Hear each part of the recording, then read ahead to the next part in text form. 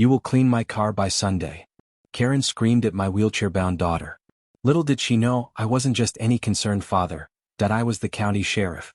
Her cruel power trip was about to backfire spectacularly when neighbors witnessed my disabled daughter's heartbreaking struggle. Before watching full story, comment below from where you watching. Also like and subscribe for more Karen stories. You will clean my car by Sunday or there will be consequences. The sharp voice cut through our peaceful Saturday morning like a knife. I looked up from my coffee to see a middle-aged woman with a perfectly structured bob haircut standing in our driveway, pointing a manicured finger at my 16-year-old daughter Sophia. My daughter sat frozen in her wheelchair, her sketchbook forgotten in her lap. "Excuse me?" I said, rising from my porch chair. "Who are you and why are you yelling at my daughter?" The woman turned to me with a look of practiced superiority. "I'm Diane Preston, HOA board member. And your daughter has been selected for community service this week, washing my car." She gestured toward a gleaming white SUV parked at the curb. We'd only moved to Pinecrest Estates 3 months ago after my wife's death, seeking a fresh start. This was our first encounter with any HOA representative, and it wasn't going well. "There must be some mistake," I said, keeping my voice level despite the anger already building. "My daughter has muscular dystrophy. She physically can't wash a car." Diane's eyes flicked dismissively to Sophia's wheelchair before returning to me. "The bylaws don't make exceptions. All teenagers participate in community service. It's section 15.4, look it up."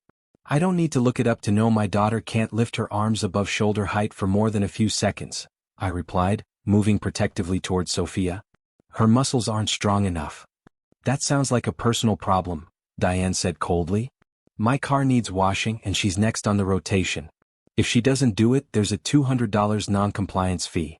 Sophia, always braver than she should need to be, spoke up. "Miss Preston, I'd like to help, but I really can't." "Save the excuses," Diane interrupted, thrusting a piece of paper at her. "Here's my address. I expect my car washed by tomorrow evening. Don't miss any spots." Without waiting for a response, she turned and marched back to her SUV.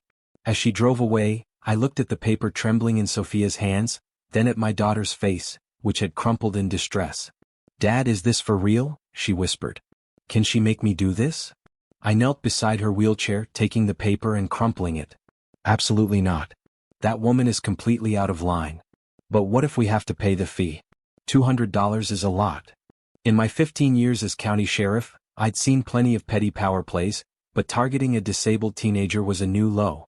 I hadn't mentioned my profession when we moved in, preferring to be known as just another resident rather than by my title. "Don't worry," I assured her. "There's no way this is legitimate. I'll handle it." But Sophia's expression had changed, a familiar determination settling over her features. "Dad, I want to try."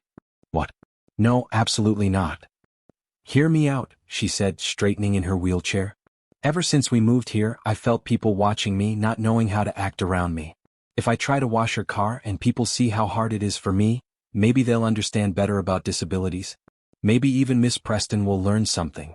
I stared at my daughter, amazed by her wisdom but concerned about her plan.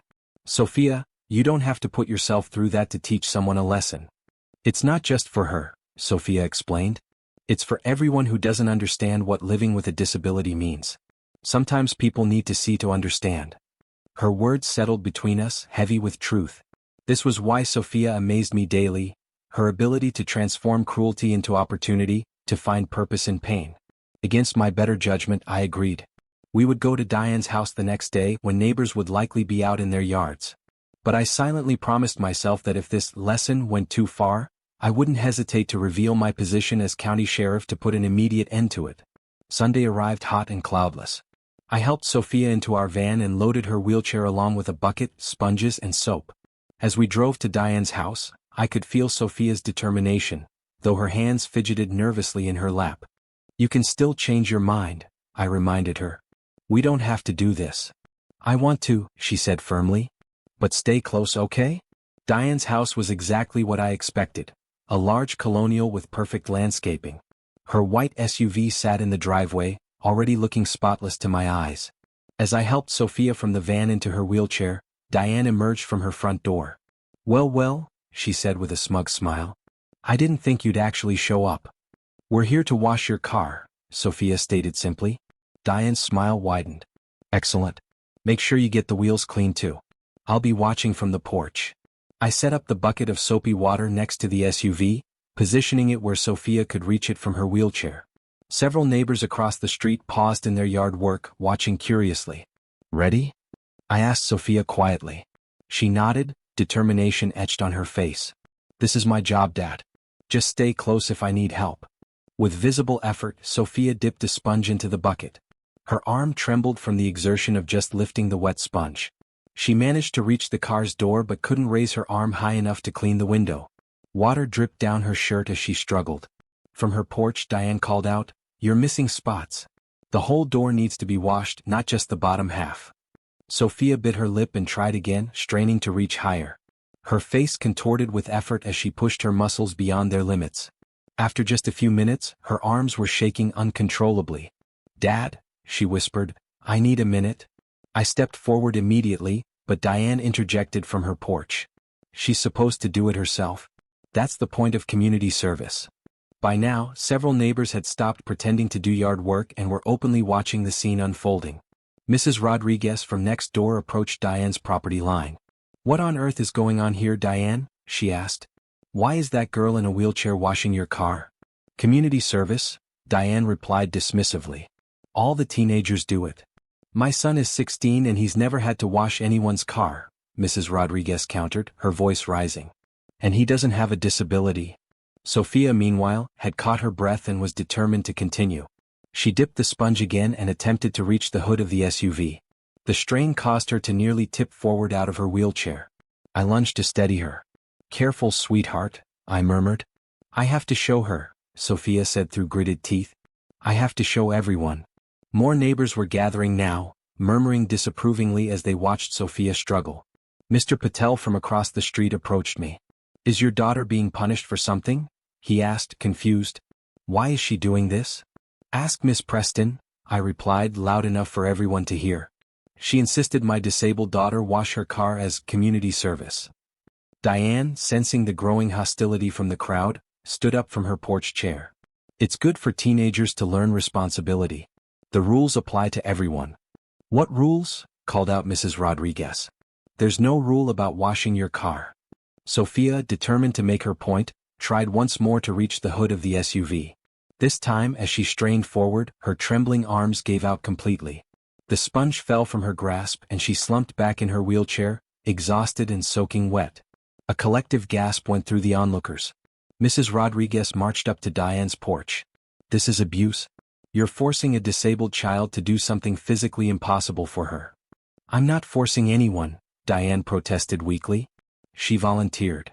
"After you threatened a fine," I corrected, stepping forward. "A fine based on a rule you made up." The crowd was growing larger and the murmurs more hostile. Diane looked increasingly uncomfortable. "This is a private matter between me and—" "This stopped being private when you made my daughter perform in public," I interrupted. I reached into my pocket and pulled out my badge. "I'm County Sheriff Jack Anderson. And what you've done here today borders on disability harassment." The color drained from Diane's face. "Sheriff? I didn't know." "Would it have mattered if you knew?" I asked. "Would you have chosen a different disabled teenager to humiliate?" The neighbors were openly glaring at Diane now. One elderly man stepped forward.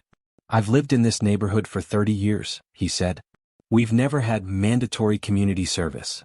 You made that up so you could have your car washed for free." Diane sputtered, trying to find a defense. I was just following the bylaws." "Show us," demanded Mrs. Rodriguez. "Show us where in the bylaws it says disabled children have to wash your car." Sophia, having recovered slightly, spoke up. Her voice was quiet but carried in the tense silence.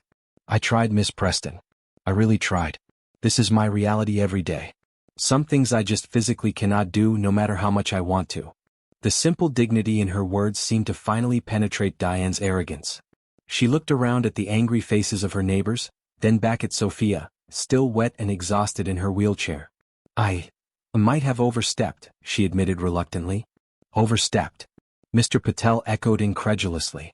"You forced a girl with muscular dystrophy to try to wash your car. That's beyond overstepping.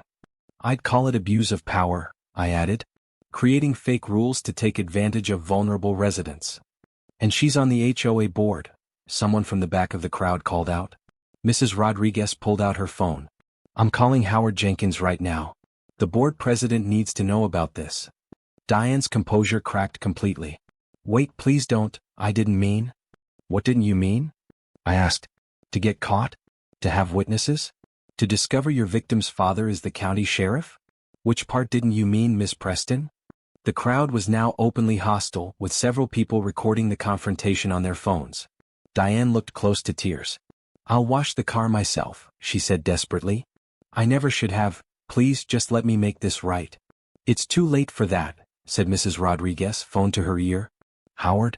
Yes, you need to come to Diane Preston's house right now. There's a situation. Within 20 minutes, Howard Jenkins, the HOA board president, arrived. By then nearly half the neighborhood had gathered. I had helped Sophia change into dry clothes from the spare set we kept in the van, and she was now watching the proceedings with quiet dignity. Howard listened to multiple accounts of what had happened, his face growing increasingly grave. Finally he turned to Diane. Is this true? Did you create a fake community service requirement and target this disabled girl? Diane, now thoroughly humiliated, could only nod. Howard turned to address the crowd. On behalf of the HOA board, I want to apologize to Sophia and her father. This behavior does not represent our community values. I assure you all that this matter will be addressed at an emergency board meeting tomorrow night. He then approached us privately. Sheriff Anderson, Sophia, I can't begin to express how sorry I am that this happened. Diane's actions were entirely her own and completely unacceptable. Thank you, I replied. I trust the board will take appropriate action. Oh, we will, Howard assured me. Diane's position on the board is already terminated, effective immediately. As we prepared to leave, neighbors approached Sophia one by one, offering words of support and admiration for her courage. Mrs. Rodriguez hugged her. Mr. Patel promised to bring over his famous curry the next day. The elderly man who had spoken up earlier turned out to be a retired physical therapist who offered to recommend adaptive equipment that might make some tasks easier for her. In the van on the way home, Sophia was quiet for a while, then said, It worked, Dad. What worked, sweetheart? People saw me today. Really saw me. Not just the wheelchair but me, trying, struggling, being human. I reached over and squeezed her hand. You're the bravest person I know, Sophia. But you shouldn't have had to prove yourself like that. Sometimes that's what it takes, she replied with wisdom beyond her years. Sometimes people need to see to understand. The aftermath was swift and decisive. The emergency board meeting the next evening voted unanimously to remove Diane from the HOA board. Additionally, they created a new policy explicitly prohibiting discrimination against residents with disabilities and established a committee to review all HOA rules for accessibility concerns. Most surprisingly, 3 days later, a formal letter of apology was delivered to our house, from Diane Preston. In it, she admitted her wrongdoing and expressed genuine remorse for what she had put Sophia through. She wrote that watching Sophia struggle had opened her eyes to the daily challenges faced by people with disabilities, challenges she had never truly considered before. The letter concluded, I don't expect forgiveness, but I want you to know that you've changed how I see the world. I will carry the lesson of that day with me forever. Sophia read the letter twice, then set it aside thoughtfully. Do you think she means it, Dad? I don't know, I answered honestly. But even if it's just a first step, it's something. A week later, the HOA announced a new initiative, a neighborhood accessibility committee, dedicated to making our community more inclusive for residents of all abilities. Sophia was invited to be its first chairperson. As she wheeled herself into her first meeting, neighbors greeted her with genuine respect. Not pity, not discomfort, but true recognition of her worth and wisdom. You know, Dad, she told me that evening, sometimes the worst experiences lead to the best changes. Ms. Preston was awful, but look what came from it, a whole neighborhood that understands a little better now. I hugged her gently. You did that, not Diane. Your courage changed things. Sophia smiled. And a little help from my sheriff dad didn't hurt. Justice comes in many forms, I replied. Sometimes it's handcuffs and courtrooms. But sometimes, it's opening eyes and changing hearts. I think you delivered the more powerful kind. And in our new community, where Sophia was now known not for her wheelchair but for her strength and wisdom, I believed she had.